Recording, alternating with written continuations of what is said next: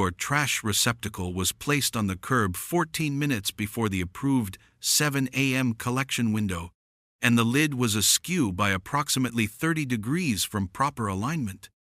This is your 4th violation this month, and I'm writing you up for deliberate defiance of community standards. That's what Karen Whitfield, self-appointed trash enforcement officer of the Meadowbrook Commons Homeowners Association, told me on a Tuesday morning in March.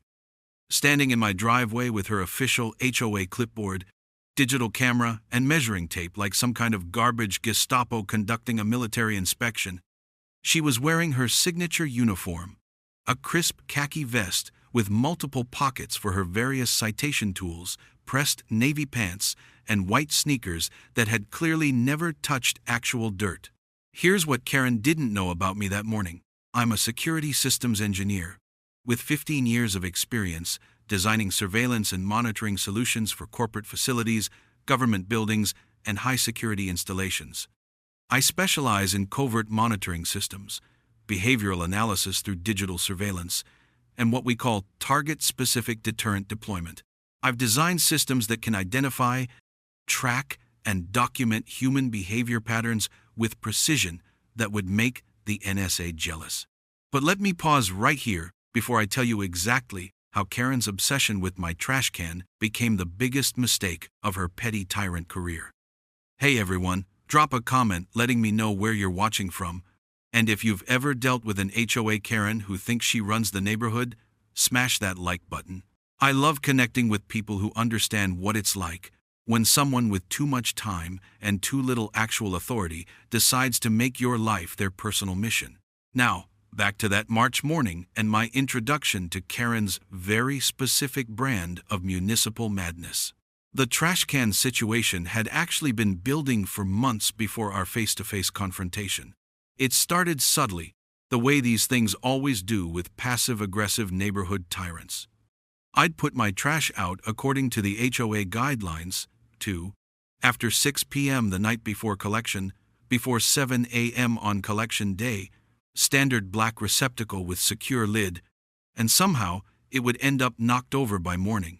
At first, I assumed it was wind, animals, or just one of those random neighborhood occurrences that you deal with and move on. I'd come out in the morning to find my trash scattered across the driveway, bags torn open, garbage blowing down the street. Not ideal, but not worth making a federal case over. But then I started noticing the pattern. It only happened on collection days. It only happened to my trash can. And it always happened during the narrow window between when most people were asleep and when the garbage trucks arrived. My neighbor's trash remained undisturbed, lined up in perfect formation like suburban soldiers, while mine looked like it had been hit by a small tornado. The third week it happened, I mentioned it to my neighbor Dave while we were both getting our morning coffee. Weird thing, I said. Someone keeps knocking over my trash can on collection days. Dave got this knowing look and glanced around before leaning closer. That would be Karen Whitfield from the HOA board. She's been doing it to people she thinks aren't following the trash guidelines perfectly. She knocked mine over 6 times before I started setting my alarm for 5 a.m. to put it out at exactly the right time. She's knocking over trash cans on purpose? Oh, it gets better. She takes photos of the scattered garbage, then files violation reports claiming you're creating unsightly conditions and attracting pests. She's trying to build cases for fines and eventually get people kicked out of the neighborhood for repeated violations. That's when I realized I wasn't dealing with random vandalism or neighborhood pests. I was dealing with something much more dangerous. A petty bureaucrat who had discovered that small amounts of authority could be weaponized against anyone who didn't conform to her vision of suburban perfection. Over the next month, Karen's campaign against my trash can evolved from simple sabotage to psychological warfare.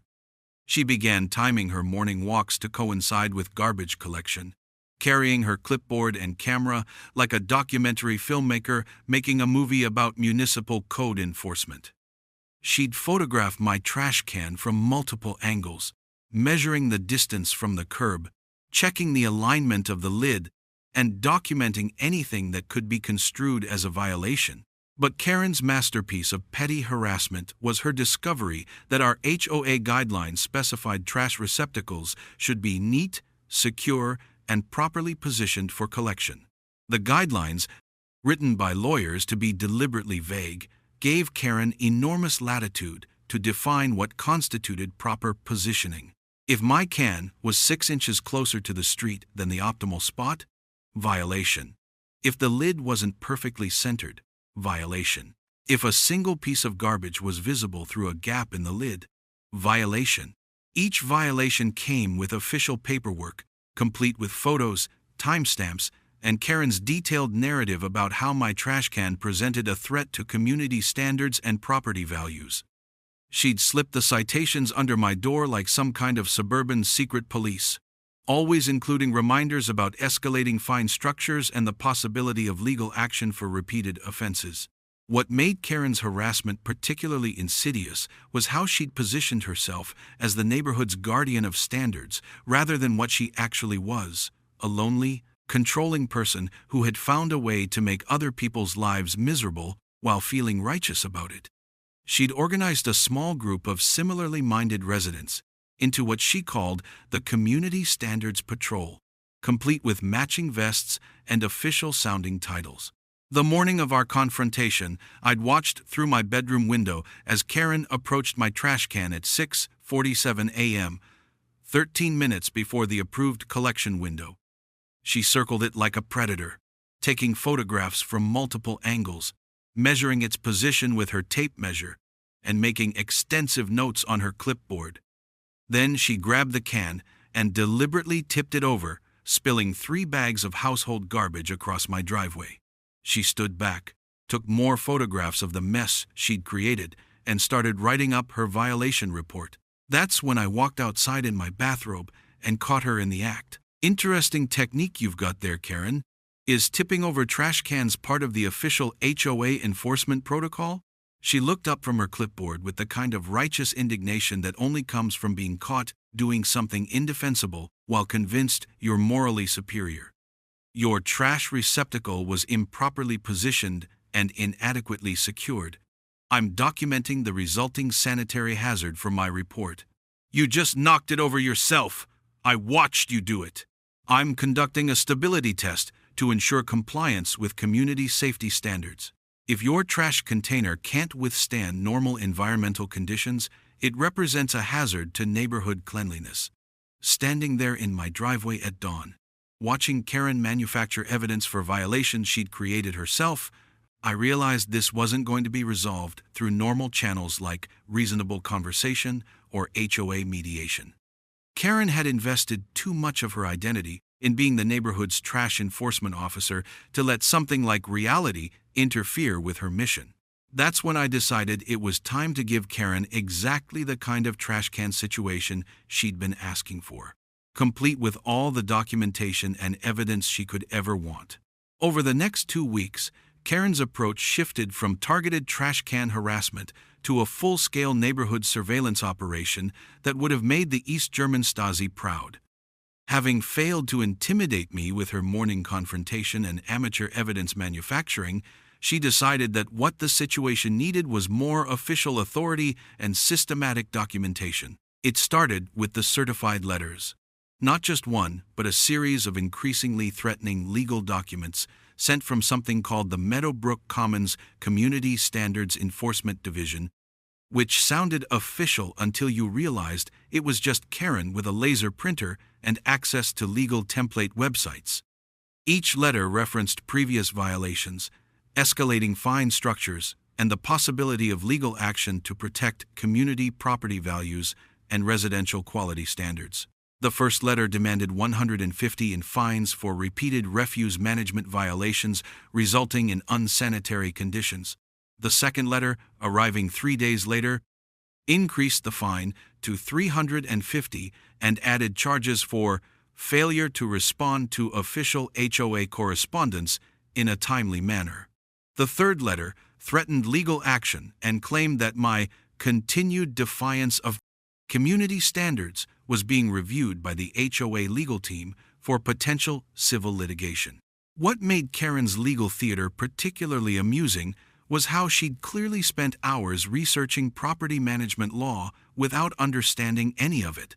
Her letters referenced statutes that didn't apply to residential HOAs, cited court cases from completely different jurisdictions, and made legal threats that had no basis in our actual HOA covenant agreements.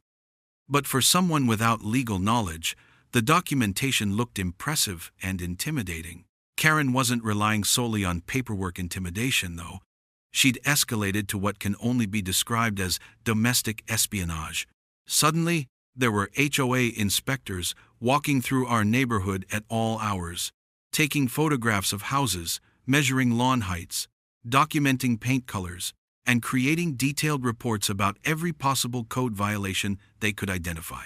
Karen had organized her community standards patrol into a systematic surveillance network that would have been impressive if it weren't so completely psychotic. But Karen's masterpiece of escalating harassment was her discovery that she could file complaints with the county about health and safety violations that would trigger official investigations. She began reporting every household in our neighborhood that didn't meet her personal standards, claiming sewage problems, pest infestations, and structural hazards that existed only in her imagination. When county health inspectors showed up at my door to investigate reports of improper waste disposal creating rodent attractant conditions, I realized Karen had crossed the line from HOA harassment to filing false reports with government agencies.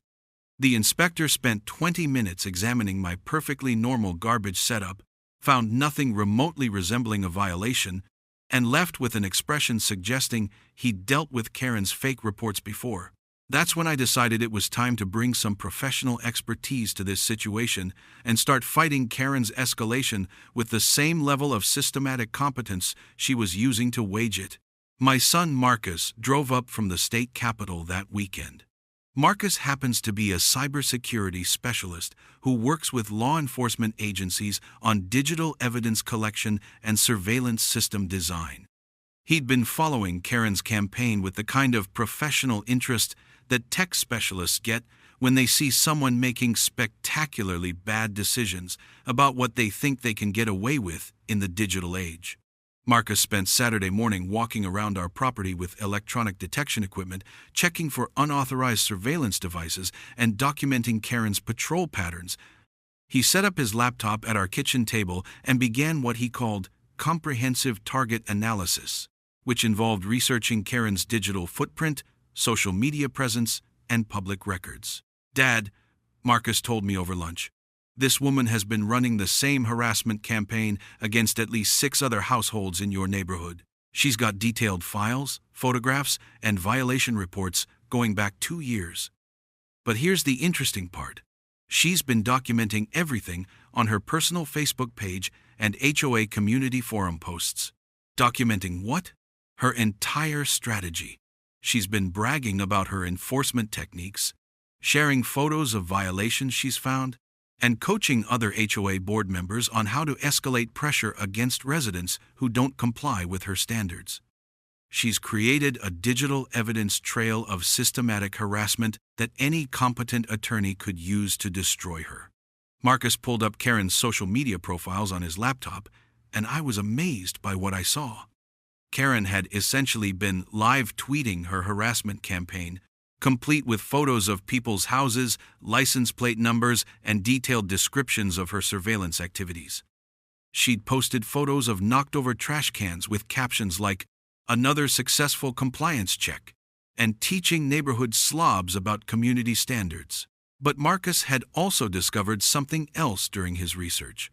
Something that transformed Karen from a annoying neighbor into a potentially serious problem. She's not just filing fake violation reports, Dad. She's been submitting false insurance claims against the HOA, claiming property damage from violations that don't exist.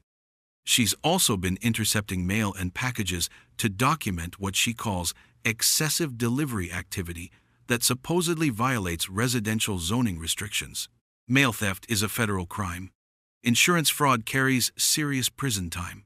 Karen's HOA power trip had escalated into multiple felonies that she'd been documenting on social media like some kind of criminal mastermind who didn't understand that the internet is permanent.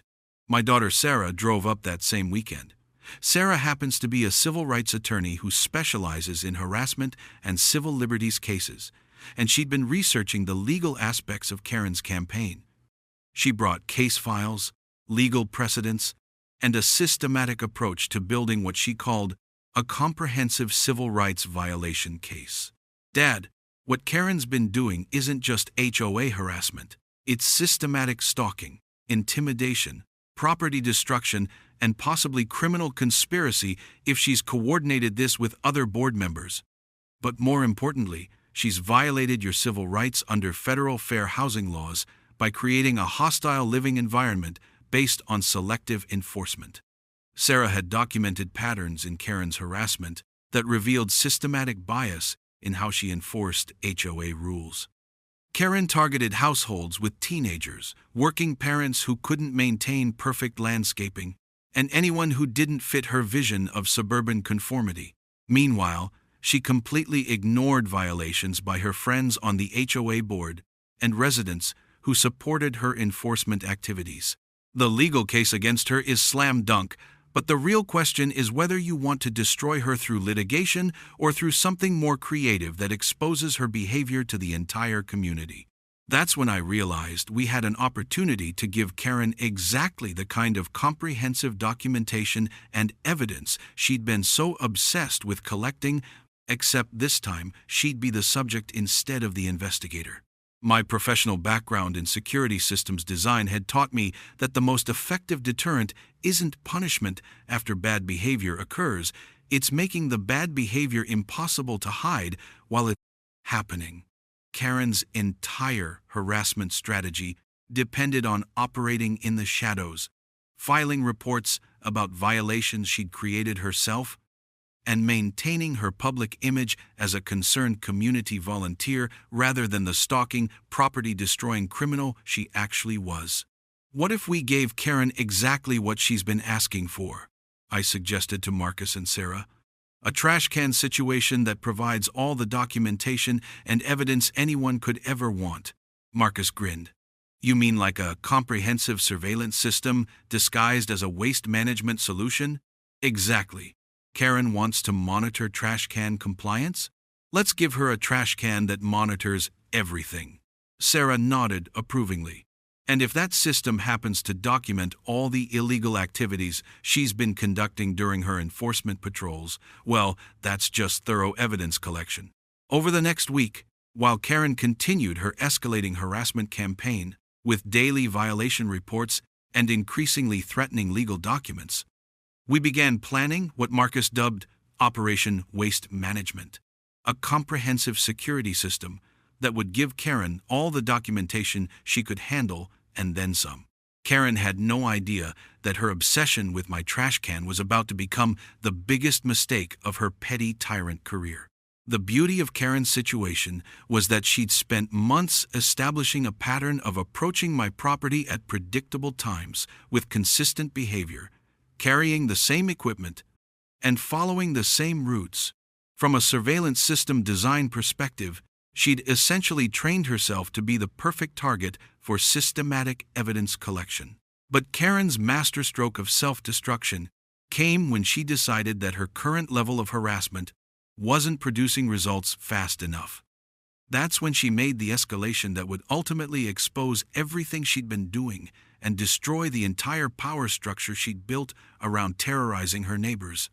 She decided it was time to recruit additional enforcement officers and expand her surveillance operation to cover the entire neighborhood 24 hours a day.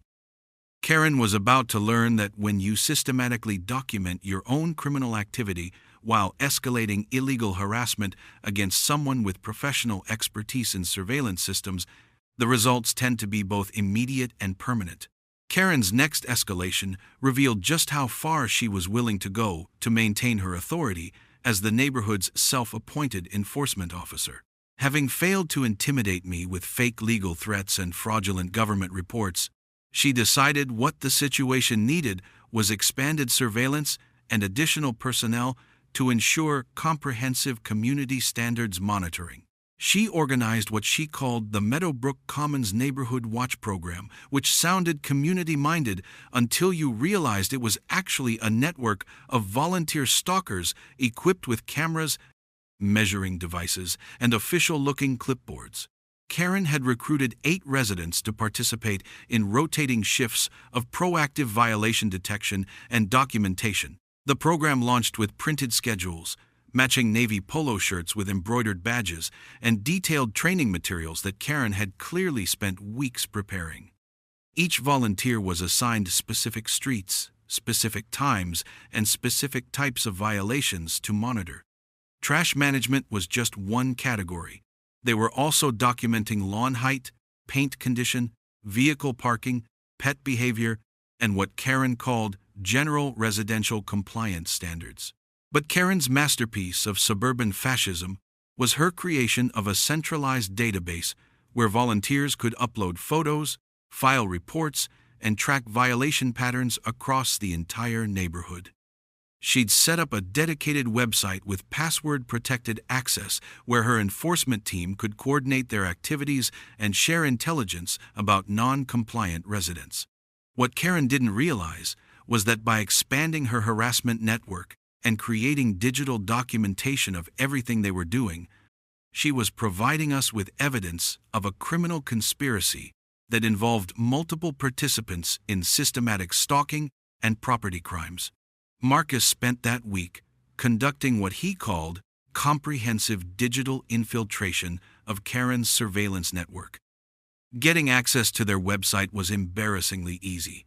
Karen had used her pet's name and birthday as her password, information that was readily available on her public social media profiles. Once inside their system, Marcus could monitor their communications, document their planned activities, and track their coordination in real time. "Dad, this is unbelievable," Marcus told me, scrolling through days of surveillance reports. "They've been stalking dozens of families, taking photos through windows, documenting people's daily routines, and sharing personal information about residents they consider problematic. This isn't HOA enforcement. It's organized stalking on a scale that would make professional private investigators uncomfortable." The surveillance reports were disturbing in their detail and scope. Karen's volunteers had documented when people left for work, what time their children came home from school, which households received frequent deliveries, and which residents had visitors after certain hours. They'd photographed license plates, recorded conversation fragments, and created detailed profiles of every family in the neighborhood. But they'd also documented their own criminal activities with the same obsessive attention to detail.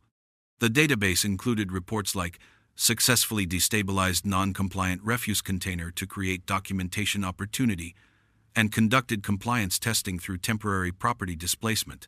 They weren't just admitting to knocking over trash cans and moving people's belongings around to create violations, they were bragging about it and sharing techniques for more effective harassment. Meanwhile, Sarah had been building relationships with Karen's other victims throughout the neighborhood. What she discovered was a pattern of systematic intimidation that had been escalating for over 2 years. The Martinez family had been receiving violation notices for their children's bicycles being improperly stored in their own driveway. The Johnsons had been cited repeatedly for having a vegetable garden that Karen claimed violated landscaping uniformity requirements. The elderly Wilson couple had been harassed over the color of their mailbox, the height of their hedge, and the brand of their doormat. But Karen's most disturbing victim was Janet Chen, a single mother who worked 2 jobs and couldn't maintain her lawn to Karen's standards. Karen's enforcement team had been documenting Janet's work schedule, her childcare arrangements, and her financial situation, while filing complaints that could result in her losing her home. "She's not just enforcing rules," Sarah explained. "She's using HOA authority to conduct surveillance and harassment campaigns against anyone she considers undesirable. She's trying to force people out of the neighborhood through systematic intimidation." Sarah had documented evidence of housing discrimination, civil rights violations, and organized harassment that created a hostile living environment for multiple families. But more importantly, she'd discovered that Karen's activities were being funded through HOA dues that residents were required to pay for community improvement and safety programs. Karen was literally forcing her victims to pay for their own harassment. That's when we decided it was time to deploy our comprehensive solution to Karen's trash can obsession. Marcus had designed what he called a multi-layered surveillance and deterrence system that would give Karen all the documentation she could ever want while providing us with evidence of every illegal activity she conducted on our property. The system looked like a perfectly normal black trash receptacle from any reasonable distance, but it contained technology that would make NSA analysts jealous. The base included weight sensors that could detect when someone approached within 10 feet and automatically begin high-definition video recording from multiple angles. The lid contained a 360-degree camera system that could capture license plates from 50 yards away. The interior had motion-activated lighting and backup power systems that could operate for weeks without external power. But Marcus's masterpiece was the wireless communication system that could live-stream everything to secure cloud servers while simultaneously sending alerts to our phones whenever the system detected unauthorized interaction. We also installed complementary systems around the perimeter of our property: trail cameras, disguised as landscape elements, motion sensors integrated into decorative lighting, and backup recording devices that could document activity even if someone tried to disable the primary systems. From a technical standpoint, our property was now under better surveillance than most government facilities, all triggered by anyone attempting to interfere with our trash receptacle. But the real genius of the system was its integration with local law enforcement networks. Marcus had configured automated evidence collection that could simultaneously document crimes, create court-admissible evidence packages, and notify relevant authorities in real time when specific illegal activities were detected. Karen wanted comprehensive documentation of trash can interactions. She was about to get documentation that would exceed her wildest fantasies. We installed the system on a Thursday night, and by Friday morning, our new high-tech trash receptacle was ready for its first day of operation. From the street, it looked identical to our previous trash can.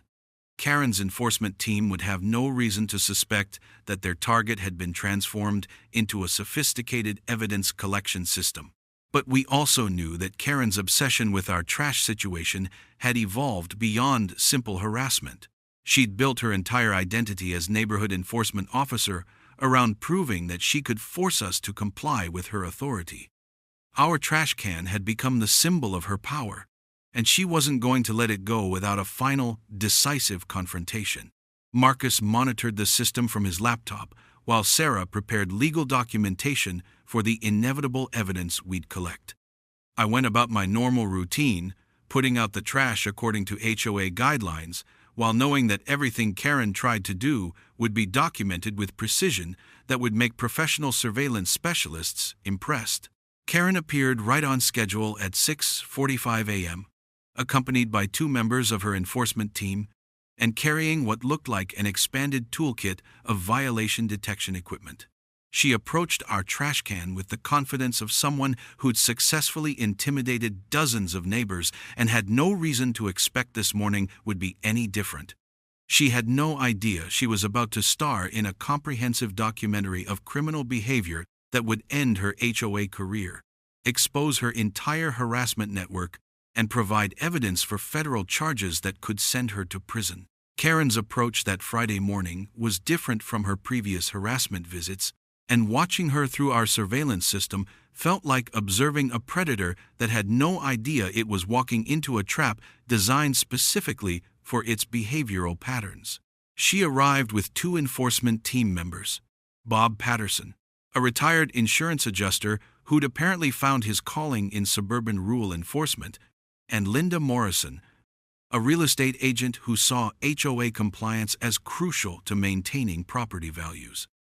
All three wore their matching navy polo shirts with embroidered badges, carried professional-looking clipboards, and moved with the systematic precision of people who'd done this many times before. Karen directed her team like a military operation.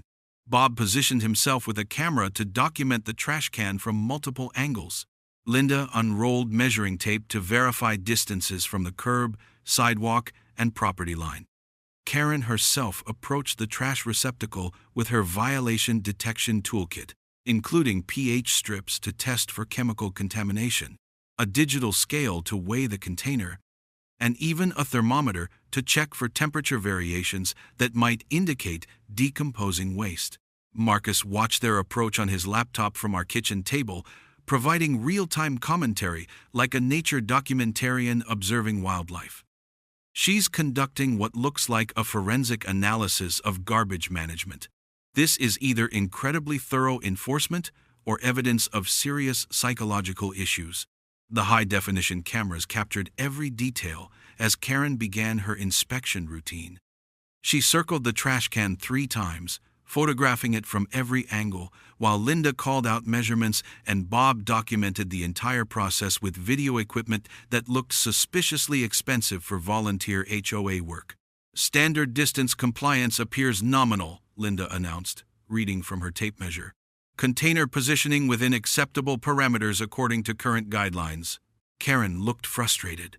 She'd clearly expected to find obvious violations that would justify her morning's expedition. Instead, our perfectly normal trash can was sitting exactly where it should be, positioned correctly, with the lid properly secured according to every HOA guideline that existed. That's when Karen decided to create the violations she needed. She approached the trash can and began what she called stability and security testing. First, she lifted the lid and rearranged the garbage bags inside, claiming she was checking for proper waste separation and containment. Then she began pushing against the container itself, testing whether it would tip over under what she called normal environmental stress conditions.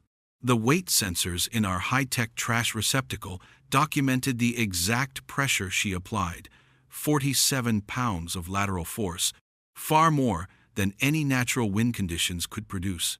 The motion-activated cameras captured her deliberate attempts to destabilize the container, while Bob filmed her actions and Linda recorded measurements on her clipboard. "Environmental stress testing reveals potential stability concerns," Karen announced, pushing harder against the trash can. "Container appears inadequately secured for collection day conditions." That's when she crossed the line from harassment into property destruction. Karen grabbed the trash can with both hands and deliberately tipped it over, spilling 3 bags of household garbage across our driveway. But instead of the random mess she'd created in previous weeks, this time our surveillance system documented everything in high-definition detail from multiple angles, with audio recording that captured her coordination with her accomplices. "Stability failure confirmed," she announced to Bob's camera. "Improper container management has resulted in unsanitary debris distribution, requiring immediate violation documentation." Bob continued filming while Linda photographed the scattered garbage from multiple angles. Karen began writing up her violation report, describing the discovered trash spillage as evidence of improper waste management that created health hazards and violated community cleanliness standards. What none of them realized was that every word, every action, and every coordinated movement was being documented by our surveillance system with legal quality evidence that would stand up in any court in the country. But Karen's morning wasn't finished. Having created her violation evidence, she decided to escalate further. She began going through our garbage, pulling out pieces of mail, receipts, and personal documents while claiming she was investigating potential recycling violations and hazardous waste disposal concerns. Linda photographed each item while Bob continued his video documentation of what was essentially identity theft and privacy invasion. "Evidence of potential mail fraud," Karen announced, holding up a credit card statement. "Improper disposal of financial documents suggests possible regulatory violations requiring additional investigation." Marcus was watching their activities with professional amazement. Dad, they're committing federal crimes while documenting themselves doing it. Mail theft, identity document theft, trespassing, property destruction, and conspiracy, all captured in high-definition video with clear audio of their coordination. But Karen's masterstroke of self-incrimination came when she discovered a piece of mail addressed to our house and decided it was evidence of a zoning violation. Unauthorized commercial correspondence suggests possible home business operation, she told Bob's camera while waiving our electric bill. Residential zoning restrictions may be compromised, requiring county investigation and potential enforcement action. She stuffed our mail into her enforcement folder and instructed Linda to photograph our house from multiple angles to document what she claimed were signs of unauthorized business activity. They spent 20 minutes photographing our windows, our driveway, our landscaping, and our vehicles while discussing strategy for reporting us to county zoning authorities. The surveillance system captured everything: their theft of our mail, their trespassing on our property to photograph our house, their coordination of false reports to government agencies, and their systematic documentation of activities they planned to use in fraudulent complaints. But then Karen made the mistake that would destroy everything she'd built. She decided that our trash can situation was evidence of a broader pattern of community defiance that required expanded investigation. She instructed Bob and Linda to conduct what she called comprehensive property assessment for additional violations, while she reviewed her enforcement database to coordinate their findings with complaints against other residents. They spent the next hour walking around our property, photographing everything they could see, measuring various distances, and creating detailed documentation that they planned to use for multiple violation reports. But they also walked onto neighbors' properties, photographed other houses, and discussed strategy for escalating enforcement actions throughout the neighborhood. Our perimeter surveillance system captured them trespassing on multiple properties, documenting private residences without permission, and planning coordinated harassment campaigns against dozens of families. Karen was essentially conducting reconnaissance for expanded criminal activities, while Bob filmed everything, and Linda recorded measurements for future use in fraudulent reports.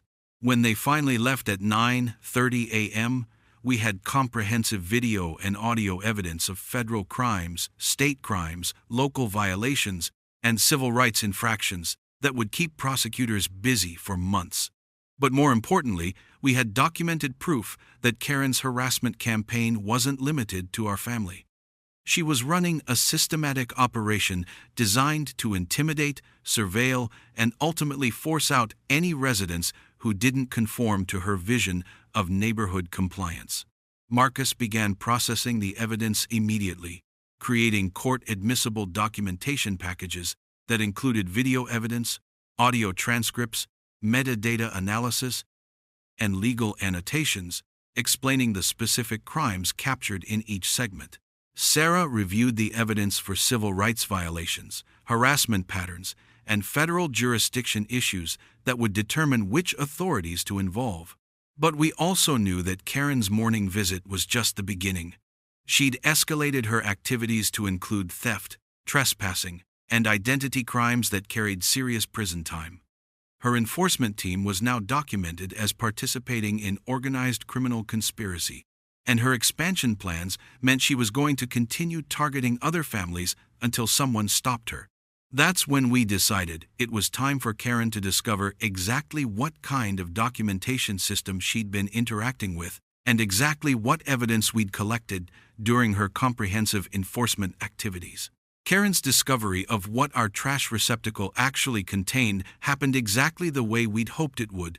During her weekly HOA board meeting, in front of the entire community, with no opportunity for her to spin the evidence or control the narrative she'd spent months carefully constructing. The meeting was held Thursday evening at the community center, with standing room only crowds that included not just Karen's usual supporters, but dozens of residents who'd been victims of her harassment campaign and were finally ready to speak publicly about what they'd experienced. Karen opened the meeting with her standard presentation about community standards and enforcement successes. She had PowerPoint slides showing before and after photos of violation corrections, statistics about improved compliance rates, and testimonials from residents who supported her enforcement activities. For the first 15 minutes, it looked like another typical Karen performance, where she positioned herself as the neighborhood's guardian of property values and community standards. This month's enforcement activities have resulted in significant improvements in waste management compliance, landscaping uniformity, and general residential presentation, she announced from behind the podium, gesturing toward charts showing declining violation reports. Our proactive monitoring approach is creating measurable improvements in community appearance and resident cooperation. Then she made the mistake that brought her entire operation crashing down. I want to particularly highlight our success with persistent violators who previously thought they could ignore community standards, Karen continued, clicking to a slide that showed photos of our house and property. Through systematic documentation and escalated enforcement measures, we've achieved full compliance, even from residents who initially showed defiance toward HOA authority. She clicked to the next slide, which showed time-stamped photos of our trash receptacle from multiple angles, including pictures of the garbage she'd scattered across our driveway during her stability testing visits. This case demonstrates the effectiveness of thorough investigation and persistent monitoring in achieving community compliance goals. That's when Sarah stood up from her seat in the audience and addressed the room with the kind of calm authority that only comes from having absolutely devastating evidence and complete confidence in your legal position. Karen, since you're discussing systematic documentation and thorough investigation, would you mind explaining to the community exactly what methods you used to collect that evidence?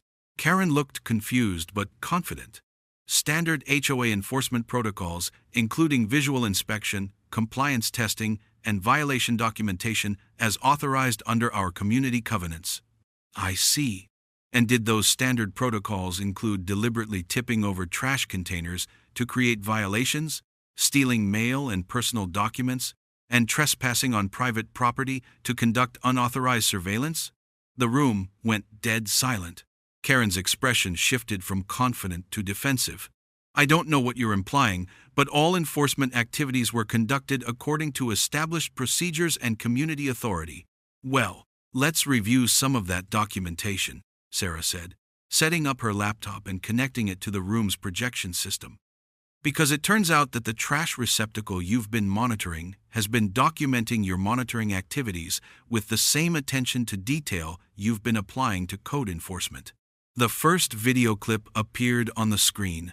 High-definition footage of Karen approaching our trash can with Bob and Linda, clearly showing their coordinated approach, professional equipment, and systematic preparation for what they obviously planned to be a violation creation exercise. The room watched in stunned silence as Karen's voice came through the speakers. Standard distance compliance appears nominal. Container positioning within acceptable parameters according to current guidelines. That's you confirming that our trash receptacle was in full compliance with HOA guidelines, Sarah explained to the audience. Now let's see what happened next. The next clip showed Karen deliberately tipping over our trash container while Bob filmed and Linda took measurements. Her voice was clearly audible. Environmental stress testing reveals potential stability concerns. Container appears inadequately secured for collection day conditions. And that's you manufacturing the violation you needed to justify your enforcement action, Sarah continued. But let's look at the really interesting documentation. The projection screen filled with footage of Karen going through our garbage, pulling out mail and personal documents, while Bob and Linda documented everything she found. The audio was crystal clear. Evidence of potential mail fraud. Improper disposal of financial documents suggests possible regulatory violations requiring additional investigation. Several residents gasped audibly. Karen had gone from community standards enforcement to federal mail theft in front of an audience of her neighbors, all while being recorded by the very surveillance system she'd been trying to catch in violations. But Sarah wasn't finished.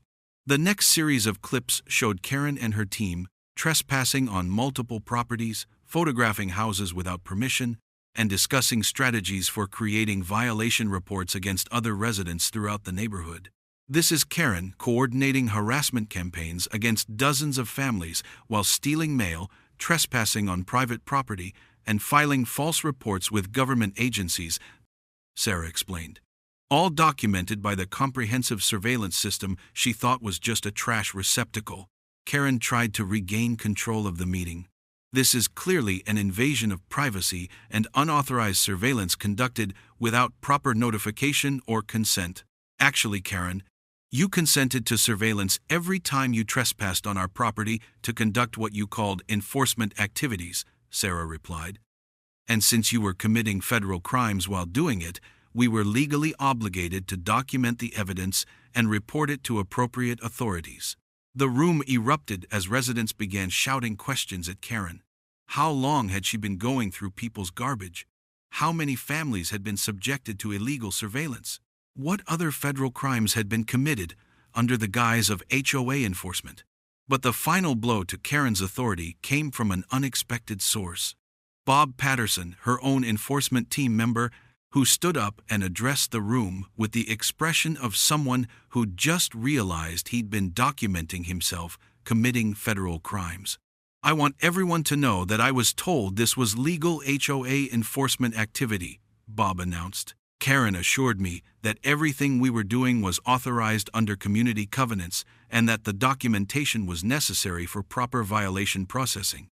I had no idea we were committing crimes or that our activities were being recorded. Linda Morrison stood up next. I was told we were conducting legitimate compliance inspections. If I'd known we were stealing mail and trespassing on property, I never would have participated. Karen told us this was standard procedure for persistent violators. That's when the meeting transformed from Karen's typical enforcement presentation into a community-wide reckoning with 2 years of systematic harassment that had been disguised as neighborhood improvement. Resident after resident stood up to describe their experiences with Karen's enforcement team. The Martinez family detailed harassment over their children's bicycles. The Johnsons explained months of citations for their vegetable garden. The elderly Wilson couple described intimidation over minor cosmetic issues that had escalated to threats of legal action. But the most damaging testimony came from Janet Chen. The single mother Karen had been targeting with surveillance and harassment designed to force her out of the neighborhood. She's been documenting my work schedule, my childcare arrangements, and my financial situation, Janet told the packed room. She's filed complaints about my lawn, my car, my children's behavior, and even the brands of products that get delivered to my house. She's turned living in this neighborhood into a nightmare of constant surveillance and intimidation. By 9 p.m., a motion had been made, seconded, and passed by overwhelming majority to remove Karen and her enforcement team from all HOA positions immediately. By 9:30, an emergency board had been elected with a mandate to investigate the full scope of Karen's harassment campaign and cooperate with law enforcement in prosecuting any crimes that had been committed. Karen's final act as HOA president was to stand up and declare, "You people don't understand what it takes to maintain community standards. Without proper enforcement, this neighborhood will turn into a slum." The room's response was immediate and unanimous. "Get out!" The FBI investigation concluded 3 weeks later with federal charges against Karen for mail theft, identity theft, filing false reports, and conspiracy to commit harassment. Bob and Linda received lesser charges but lost their jobs and faced civil lawsuits from multiple families. Karen's entire enforcement network was dismantled, and several participants faced criminal charges for their roles in what prosecutors called one of the most systematic harassment conspiracies we've encountered in suburban communities. The new HOA board, led by Janet Chen as emergency president, implemented reforms that limited enforcement authority, required community votes for any surveillance activities, and established resident rights protections that prevented future abuse of HOA power. The community standards that Karen had claimed to protect were replaced with actual standards focused on neighbor cooperation rather than intimidation. But here's my favorite part of this entire story. 6 months after Karen's downfall, our neighborhood had transformed into exactly the kind of community she'd claimed she was trying to create, except through cooperation instead of fear. Property values increased because people actually wanted to live here. Lawns were maintained because neighbors helped each other rather than threatening each other. Community events flourished because residents weren't afraid of being surveilled and reported for minor violations. Our high-tech trash receptacle still sits at the curb every collection day, looking like perfectly normal waste management equipment while maintaining comprehensive security monitoring that ensures no future Karens can terrorize our neighborhood without being documented and stopped immediately. Karen learned that systematic harassment doesn't create community standards, it destroys them. Technology can be used to document truth instead of manufacturing violations. And when you build your authority on intimidating others, you're always just one piece of evidence away from losing everything. The trash can she'd been so obsessed with became the instrument of her complete downfall, documenting every crime she'd committed while providing evidence that sent her to federal prison and freed an entire neighborhood from her tyrannical enforcement regime. Sometimes the most satisfying justice comes not from revenge, but from simply giving someone exactly what they've been asking for. In Karen's case, comprehensive documentation of every interaction involving trash receptacles, including all the federal crimes she committed while conducting her enforcement activities. Every Thursday, when I roll our high-tech surveillance system to the curb for garbage collection, I think about how Karen's obsession with other people's compliance ultimately revealed her own complete disregard for the laws that actually matter. She spent years documenting minor violations while committing major felonies, all because she couldn't resist the power that came from making other people's lives miserable. The neighborhood is peaceful now, the way communities are supposed to be when neighbors cooperate instead of surveilling each other. And our trash can continues its double duty as both waste management and security system, ensuring that the Karen Whitfield era of harassment and intimidation can never happen again. Sometimes the best response to petty tyranny is simply to document it thoroughly and let justice take its natural course. Karen wanted documentation. She got more documentation than she ever imagined possible, and it documented her right into a federal prison cell where she can think about the difference between community standards and criminal conspiracy.